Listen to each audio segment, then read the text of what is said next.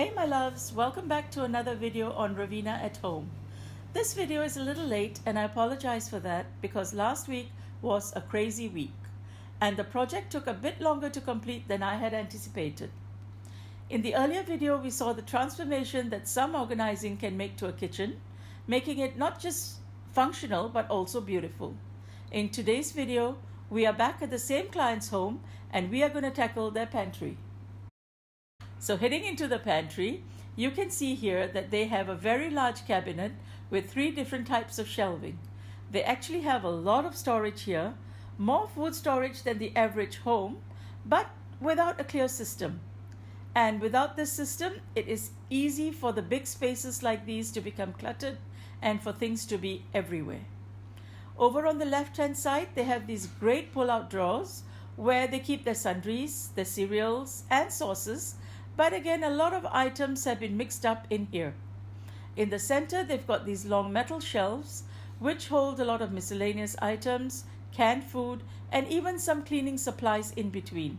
And then there's also a bunch of open packets stuffed into containers at the bottom. And on the right-hand side, the wooden shelves hold the bottles of soda, some more food stuff, their UHT milk, oils, and even tissue boxes.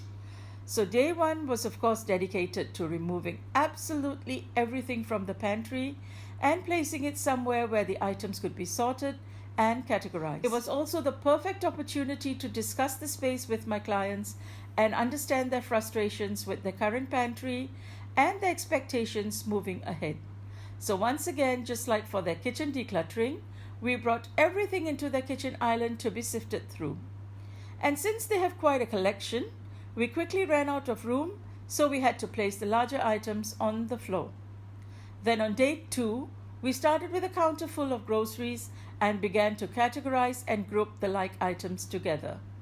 While we categorized these, I took the opportunity to check for freshness and also for the expiry dates on the products. And I can happily say that only a couple of items needed to be thrown out and there was nothing expired. There are a couple of tips that I want to share here. One is that if you have anything that will be expiring in the near future, open up the packaging and put the contents into a container and freeze it. And secondly, make a separate container for items that will be expiring soon and plan a 7 to 10 day menu specifically around consuming these products. This will also be great for anyone who is trying to economize, to shop their pantry and plan their menu around that for a no-spend week. If you want to know more about how to do this, be sure to leave me a comment and I'd be happy to do a video for you. While sifting through their things, I found that they did actually have a few different types of containers, but the good part is that these containers seem to be in sets and not just mixed and unmatched individual pieces. Most of the time, we already have a lot of storage solutions lying around the house and may only need to supplement by buying a few extras. So don't go out and start buying before you have. So don't forget to go through what you have at home before you go out there and start buying new containers. However, what we found was that in this case, the containers were not being fully utilized nor segregated in a functional way. And what happened was that there were many of the same thing in different places. So an important step here was to pour the contents into containers which worked well for my clients' needs. For example, they have these gorgeous maroon canisters which were not in use and they were just perfect for emptying out all the open packets of teas and sugars for easy access. The next categories were these sundries, lentils and grains. I do like these lightweight bottles which are in 2 sizes that my client is using, which is great because she's elderly and she may find heavy glass jars difficult to lift. Next, all the pastas and sundries were added to these lock and lock containers, which they already had in various different sizes. The flowers were then added to these Sistema containers. In fact, the client expressed shock at how much of the same food types they seemed to have, as they always assumed that they had run out since they were not able to find these things when they needed them. For example, they had accumulated multiples of the same type of canned food and hadn't realized it. Now this isn't only their fault because the pantry shelves are actually low and yet deep. So it is pretty difficult to see items stored at the back. However, to help them subdivide, we're going to use, yep, you guessed it, loads of baskets. My clients once again requested that we only use containers that she already has. But this time, her daughter very kindly gave the mom some of her IKEA baskets and boxes. So for the many types of canned foods, I use the baskets to subdivide them. What you can also do is that you can have a container for a category of cans instead of a single item.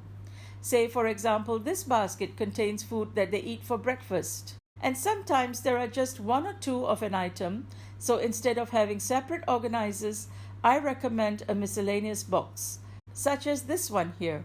In this box, I'm keeping all my clients' packets of caramel custard and jelly powders, and I love how they look all lined up neatly inside.